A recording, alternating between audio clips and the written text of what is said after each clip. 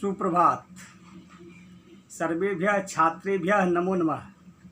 सभी छात्रों को मेरा नमस्कार है। आज की कक्षा में मैं आप लोगों को पाठ चतुर्थ हास्य बाल कवि सम्मेलन पाठ के बारे में सम्यक जानकारी देने जा रहा हूँ।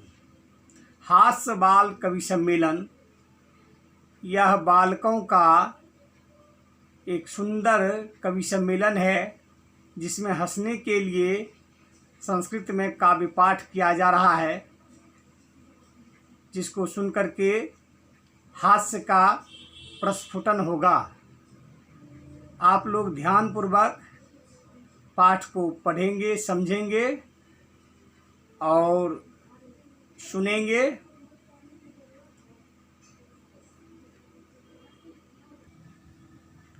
हास्य बाल कवि सम्मेलनम विविध वेशभूषाधारिणः चत्वारः बालकवयः मंचस्य उपरि उपविष्टाः सन्ति।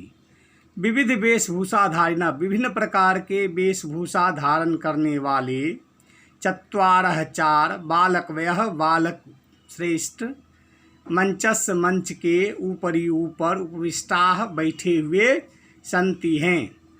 विभिन्न प्रकार के वेशभूषा धारण करने वाले चार बालक मंच के ऊपर बैठे हुए हैं। अधः श्रोतारः हास्य कविता श्रवणाय उत्सुकाः सन्ति कोलाहलं च कुर्वन्ति।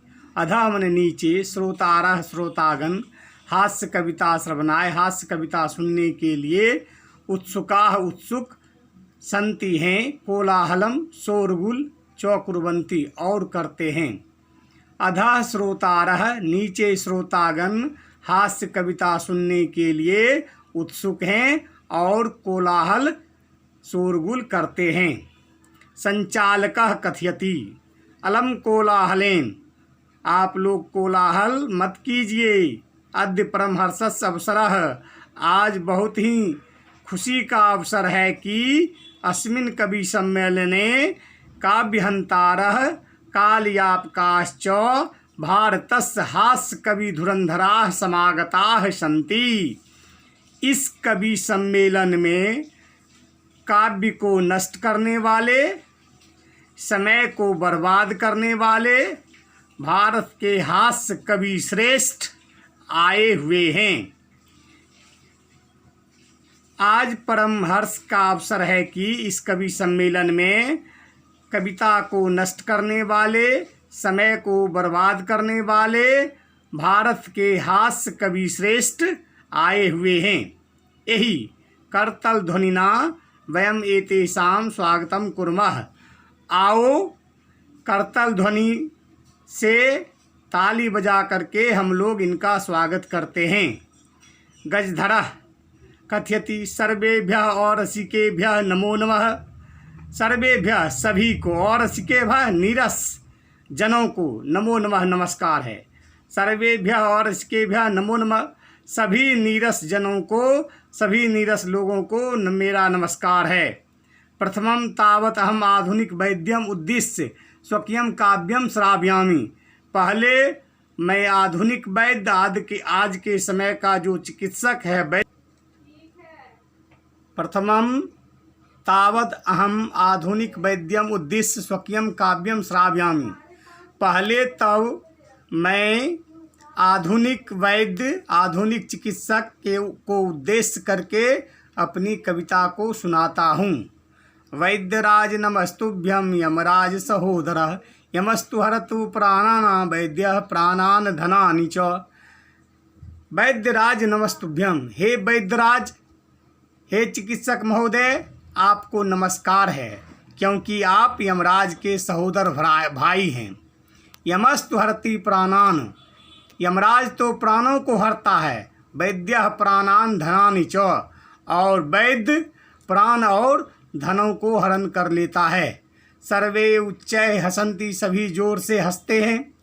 कालांतकः कथयति अरे वैद्यास्तु सर्वत्र परंतु न ते मादृशाः कुशलाः जनसंख्या निवारणे।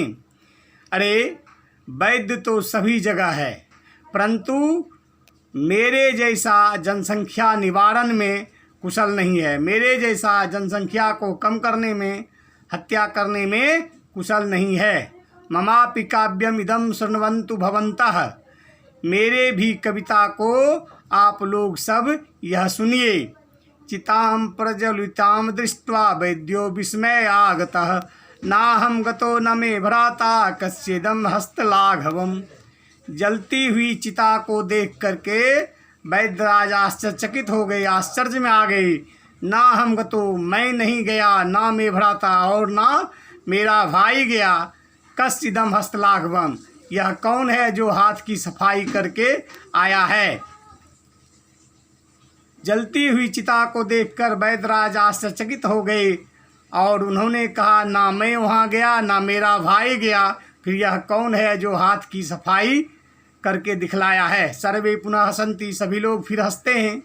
तुंदिलः कथयति, तुंदिलः पेटु, तुंदस ऊपरी हस्तम आवर्तयन्, अपने पेट के ऊपर हाथ को फेरते हुए कहता है, तुंदिलो हम भो अहो, मैं तुंदिल हूँ, मैं पेटू हूँ। ममापिदम काव्यम श्रुताम, मेरी भी इस कविता को सुनिए। जीवने धारिताम, और जीवन में धारण कीजिए। प्राणम प्राप दुर्बुद्धे माँ शरीरे दया कुरु, प्राणम दुर्लभम लोके शरीरानी तु पुनः पुनः। प्राण्यम प्राप दुर्बुद्धे, हे दुर्बुद्धि, हे दुष्ट बुद्धि, दूसरों के अन्न को पा करके अपने शरीर पर दया मत करो। प्राणम दुर्लभे लोके, इस संसार में दूसरों का अन्न मिलना दुर्लभ है, कठिन है। शरीरानी तो पुनः पुनः, शरीर तो बार बार मिलेगा। सर्वे पुनः अट्टहासं कुर्वन्ति, सभी फिर जोर से हंसते हैं। चार्वाका कथयति, आम आम, हाँ हाँ, शरीरस्य पोषणम सर्वथा उचितम एव, शरीर का पोषण हमेशा उचित है। यदि धनम नास्ति तदा ऋणम कृत्वा पौष्टिक पदार्थ एव भोक्तव्यः, यदि धन नहीं है तब कर्ज करके भी शरीर का पोषण करने वाले पदार्थ को खाना चाहिए। तथा कथयति चार्वाक कवि, और फिर चार्वाक कवि कहते हैं, यावत् जीवेत सुखम जीवेत ऋणम कृत्वा घृतम पिबेत, जब तक जियो सुखपूर्वक जियो, जब तक जीना चाहिए सुख से जीना चाहिए। ऋणम कृत्वा घृतम पिबेत, ऋण करके, कर्ज करके घी पीना चाहिए। श्रोतारः तर्हि ऋणस्य प्रत्यर्पणं कथम, श्रोतागण कहते हैं तो ऋण को कैसे वापस लौटाएंगे। चार्वाक श्रुताम अवशिष्टम काव्यम, चार्वाक कहते हैं मेरे बचे हुए शेष काव्य को, शेष कविता को भी आप सुनिए। घृतम पीत्वा श्रमं कृत्वा ऋणम प्रत्यर्पयेत जनः, लोगों को घी पी करके, मेहनत करके ऋण को चुकाना चाहिए, ऋण को लौटाना चाहिए। काव्य पाठ श्रवणेन उत्प्रेरिता एकः बालकोऽपि आशु कवितां रचयति, कविता पाठ को सुनने से प्रेरित होकर एक बालक भी शीघ्र ही अपनी कविता की रचना करता है। हास्यपूर्वकं च श्रावयति, और हंसते हुए हास्यपूर्वक सुनाता है।